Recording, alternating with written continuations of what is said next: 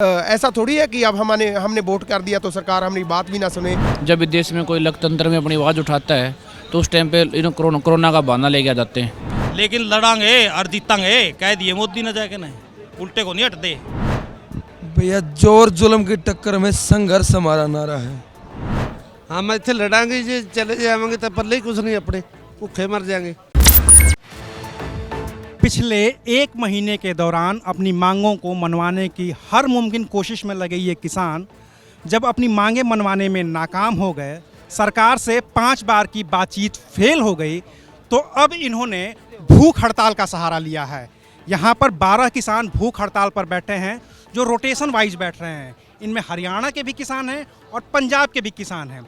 5 बार की फेल हुई बातचीत के बाद अब इनकी आस इस पर टिकी है कि शायद इन बुजुर्ग किसानों, इन नौजवान किसानों की भूख हड़ताल को देख करके ही मोदी सरकार पसीजे और ये जो 3 नए कृषि कानून हैं इनको वापस ले और इनकी मांगें सुन सके। तो आज हम इस वक्त टिकरी बॉर्डर पर हैं और उन्हीं किसानों से बातचीत करने आए हैं जो सुबह से भूखे प्यासे इस धरना स्थल पर बैठे हैं ताकि वो अपनी मांगों को मनवा सकें। जी, क्या नाम है आपका?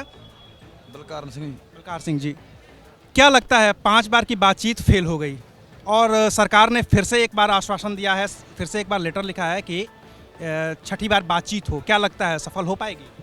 सफल होएगी ना होएगी तो ਅਸੀਂ ਉਹਨਾਂ ਤੱਕ ਸੰਘਰਸ਼ ਜਾਰੀ ਰੱਖਾਂਗੇ। ਅਸੀਂ ਹਟਣ ਵਾਲੇ ਡਟੇ ਰਹਾਂਗੇ, ਭੁੱਖ ਹੜਤਾਲ ਤੇ ਵੀ ਡਟੇ ਰਹਾਂਗੇ ਤੇ ਸੰਘਰਸ਼ ਵੀ ਚਾਲੂ ਰਹੂਗਾ ਜਿੰਨਾ ਤੱਕ ਮੋਦੀ ਇਹ ਰੱਦ नहीं करूँगा 3 कानून। जब तक सरकार मानती नहीं है आप लोग यहाँ पे भूख हड़ताल पर डट रहे हैं। क्या नाम है चाचा आपका? सूरज सिंह। कितनी उम्र है आपकी? 70 साल जी, 2 साल उत्ते 2 साल। 70, 2 साल आगे पीछे हो सकती है, यही होगी ना?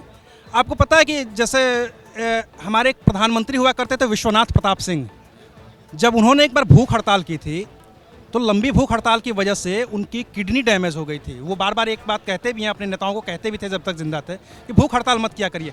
आपको इस बात का डर नहीं है कि आपकी जो भूख हड़ताल है उसकी वजह से आपकी 70 साल 72 साल की सेहत है उस पर असर पड़ेगा? पड़ेगा, फिर क्या होएगा? मरे जे उन जुमे ला के मरेगा तो हड़ताल तो 48 घंटे भी रख लेगा, जिन्ना जो मर्जी रखी जाएगा, कोई कमजोरी नहीं है। जो मनेगा उदो ही छड़ेगा। मानेंगे जब तक, तोड़ेंगे नहीं तब तक छोड़ेंगे नहीं। छोड़ेगा नहीं, कोई परवाह नहीं मोदी को। हाँ, कोई परवाह नहीं, सेहत की अपनी कोई परवाह नहीं। मरने के आया कि जो ज़मीन खुस गया मरना ही है, ऐसे मर जाएगा, क्या डर है? क्या नाम है आपका? आपको क्यों नहीं ऐसा लगता कि जैसे आप लोग नौजवान हैं, जो आप लोगों की उम्र कम है, ये जो बुजुर्ग हमारे चाचा दादा बैठे हैं, इन लोगों की जगह आप लोग खुद ही आ जाते और इन लोगों को कहते हैं कि आप लोग रहिए क्योंकि आपकी सेहत पे असर पड़ सकता है? ऐसा है, जे कोई नॉर्मल लड़ाई नहीं है, जे हमारी होंद की लड़ाई है, हमारी नस्लों की लड़ाई है। बुजुर्गों को हम इसलिए लेके आए कि आज से पहले आंदोलनों में, किसानी आंदोलनों में आपने देखा होगा कि बुजुर्ग ही आते थे, लेकिन जब हमारी जान पे बनी है, हमारी रोजी रोटी पे बनी है, हमारे दादाओं का कित्ता है, हमारे बच्चों के लिए जब कोई रोजी रोटी कमाने का साधन ही रहेगा, आप सोचिए कि सरकार को किसान का शुक्रगुजार होना चाहिए कि वो इतनी ठंड में, इतनी गर्मी में खेतों में पानी लगाकर किसके लिए अनाज पैदा करता है? देश के लिए करता है। सभी देश बोलते हैं किसान बहुत कुछ करता है, लेकिन मोदी सरकार है, जब पहले भी सरकारें रही हैं, कोई किसान के हित में नहीं रही हैं। हमें ये नहीं समझ आ रहा है कि हम शांतिपूर्वक आंदोलन कर रहे हैं या घर छोड़कर इतनी दूर आए बैठे हैं, लेकिन सरकार है कि वो कभी अमित शादी अहमदाबाद में रैली करते हैं तो मोदी जी गुरुद्वारा साहब तो बंगला साहब में जा सकते हैं, लेकिन जहाँ हम वही लोग हैं जिन्होंने वोटों से बीजेपी की सरकार बनाई है, हम भी उन्हीं में शामिल हैं। ऐसा थोड़ी है कि अब हमने वोट कर दिया तो सरकार हमारी बात भी ना सुने, हमारे पास आके वो बोलते हैं कि ये लोगों की सरकार है, किसानों की सरकार है। किसानों की सरकार वो होती है कि अपने किसानों से बात नहीं करने आए, हम कोई हथियार लेकर थोड़ी आए हैं। हम तो शांतिपूर्वक प्यार से, आप दिल्ली निवासियों से पूछिए कि हमारी वजह से किसी को कोई दिक्कत आ रही है, या हरियाणा निवासियों से पूछिए, हरियाणा ने भी हमारा साथ इसीलिए दिया है, हमारे धरने में प्यार और सत्कार की भावना है। और हम आगे से भी बताना चाहते हैं कि हम कोई खराबी करने वाले नहीं हैं, हम ऐसे ही शांतिपूर्वक आंदोलन करेंगे, भूख हड़ताल भी जारी रहेगी, लेकिन हमारी होंद की लड़ाई है, हम पीछे नहीं हटेंगे, चाहे हमें कितनी कुर्बानियाँ देनी पड़े। चाचा, क्या नाम है आपका? लाल सिंह। आप सिंह जी, कितनी उम्र है आपकी? अपनी 48 साल। 48 साल है। मौसम विभाग ने एक अलर्ट जारी किया है कि अगले 3 दिनों तक ठंडी और बढ़ने वाली है और इस ठंड के दौरान इस एक पतले से कंबल के नीचे आप लोग बैठे हुए हैं और भूख हड़ताल कर रहे हैं। डर नहीं लगता बीमारी से और सारी चीज़ों से, ठंड से, कि कुछ हो जाएगा? नहीं डर लगता। नहीं डर लगता, डर खत्म हो गया। हाँ खत्म हो गया। क्या वजह है इसकी? कैसे आप लोगों ने इतने बड़े डर पे काबू पाया है कि ठंड से अब हमें कुछ नहीं होगा, बीमारी से कुछ नहीं होगा, अब हम तो लड़ेंगे? हम ਇੱਥੇ ਲੜਾਂਗੇ ਜੇ ਚਲੇ ਜਾਵਾਂਗੇ ਤਾਂ ਪੱਲੇ ਹੀ ਕੁਝ ਨਹੀਂ ਆਪਣੇ, ਭੁੱਖੇ ਮਰ ਜਾਾਂਗੇ हैं। डट के लड़ांगे, ਇੱਥੇ बैठे हैं जिन्ना चਿਰ फैसला नहीं होता जाते नहीं हम। जब तक फैसला नहीं होता आप लोग यहीं पे बैठे रहेंगे। क्या नाम है आपका? विकास जी। क्या करते हैं विकास जी आप? मैं स्टडी करता हूँ भाई, किस क्लास में हैं आप? मैं बीए में। बीए में। क्या है सब्जेक्ट आपके? मेरे भाई फिजिकल्स वगैरह भाई। हाँ हाँ। पढ़ाई यूनिवर्सिटीज़ तो बंद ही हैं इस समय फ़िलहाल, कोरोना चल रहा है, कुछ चीज़ों के लिए चल रहा है, कुछ चीज़ों के लिए नहीं भी चल रहा है, वो भी आप जानते हैं। इलेक्शन होता है तो नहीं चलता है, पढ़ाई होती है तो चलने लगता है। देखिए अभी बिहार में इलेक्शन था, कोरोना का देखिए कुछ वो लाखों लोग इकट्ठा हो रहे थे, लेकिन जब किसान अब देश का हक मांगने के लिए यहाँ पे आ रहा था तो अब कोरोना का बहाना हो गया। देखिए कोरोना कुछ नहीं है ये, जब भी देश में कोई लोकतंत्र में अपनी आवाज़ उठाता है तो उस टाइम पे कोरोना का बहाना लेके आ जाते हैं। हरियाणा में बड़ौदा में इलेक्शन थे, वहाँ पे लाखों के लोग इकट्ठा हो रहे थे बीजेपी पार्टी, वहाँ पे करो उस टाइम पे कोरोना कहाँ चला जाता है। तो देखिए जब किसान मजदूर अपना नौजवान रोजगार मांगेगा, अपने किसान मजदूर अपने हक मांगे, उस टाइम पे उन्होंने कोरोना का नाम ले लेते हैं, बहाना ले लेते हैं। कोरोना में कोई बीमारी नहीं है और बात हम हमारे अस्तित्व की लड़ाई है किसान कौम की। कोरोना का नाम ले पाकिस्तान ने बोले, खालिस्तान ने बोले, हमारा मकसद सिर्फ किसान कौम के लिए है और हम अपनी लड़ाई सिर्फ किसान के लिए लड़ रहे हैं और लड़के ये जीत के जाएंगे वापस मेरे भाई। पंजाब वो धरती है जहाँ से पाश आते हैं और पाश की एक कविता की एक बड़ी मशहूर लाइन है कि बीच का रास्ता नहीं होता। ये किसान भी बीच का रास्ता नहीं चाहते, आर या पार। क्या लगता है चाचा? ऐसा है भाई साहब, मैं बोलूँगा देसी भाषा। हाँ, मैं हरियाणा से हूँ, जिला जींद से।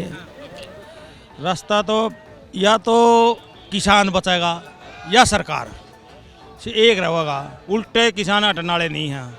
ये तो मामे शांतिपूर्वक अपना भूख हड़ताल पर बैठ कर अपना विरोध जता रहे हैं। बस सरकार मान जाए, मान जो अर्जन ये शांतिपूर्वक हिसाब से सरकार नहीं माननी नहीं, फिर क्रांति भी ले आवांगे।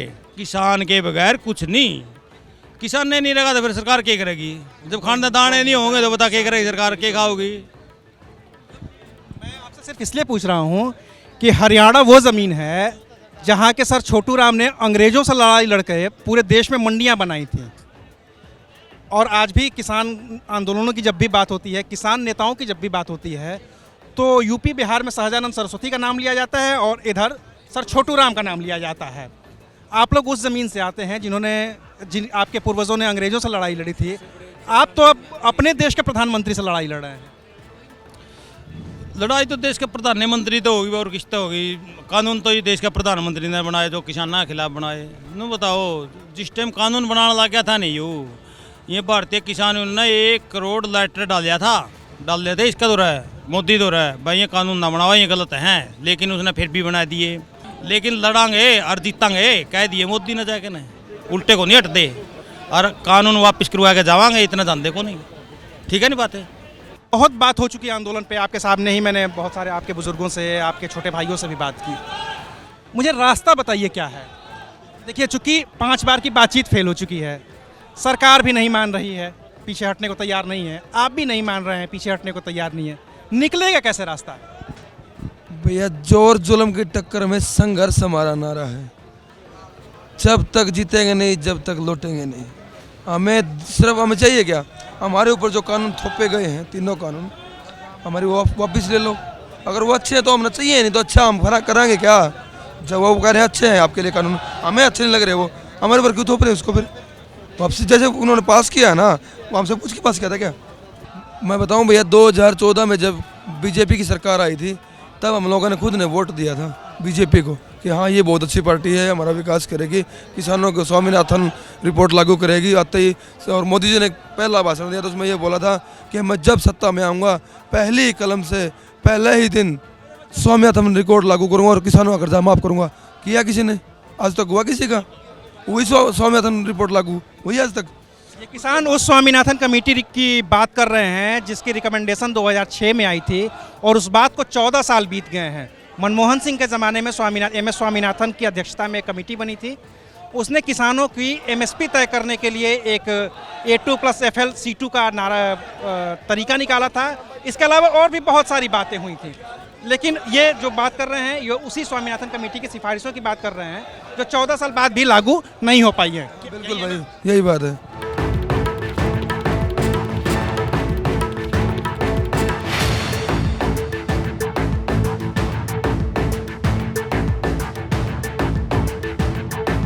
भूख हड़ताल पर बैठे हुए नौजवान किसान हों या बुजुर्ग किसान, सबका जोश और जज्बा बहुत ऊपर है।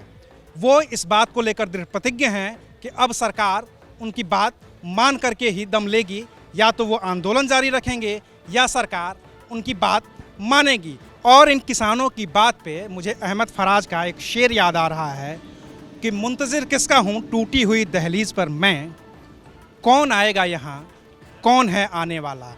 शुक्रिया, आप देख रहे थे अनकट।